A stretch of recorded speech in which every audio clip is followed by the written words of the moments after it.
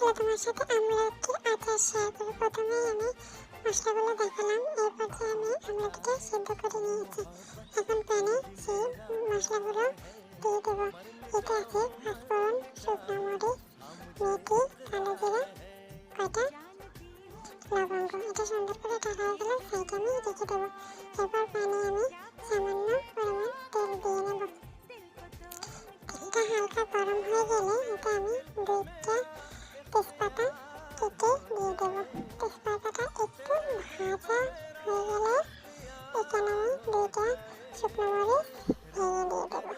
শুকনো মরিচটা গরম হয়ে গেলে সাথে সামান্য পাঁচফোড়ন দিয়ে দেবো। পাঁচফোড়নটা দিয়ে একটু নাড়িয়ে চাড়িয়ে এখন আমি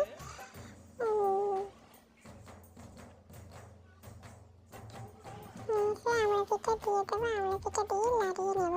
এর পর্যায়ে চিনিটা দিয়ে দেবো। চিনি দিয়ে সুন্দর করে এটাকে মিশিয়ে নেব।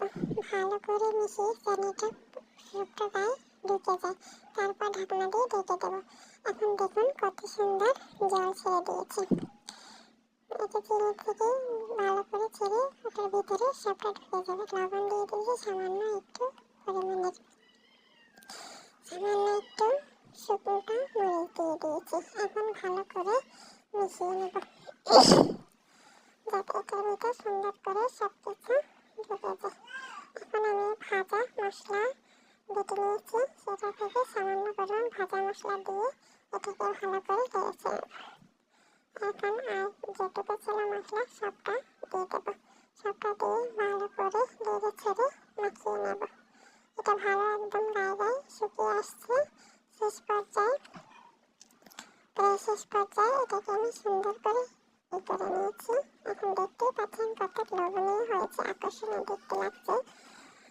কিছুটা আমি এটার ভিতর ঠান্ডা হয়ে গেছে, এটার ভিতর কিছুটা আমি ভেজে রসুন দিয়ে দিয়েছিলাম।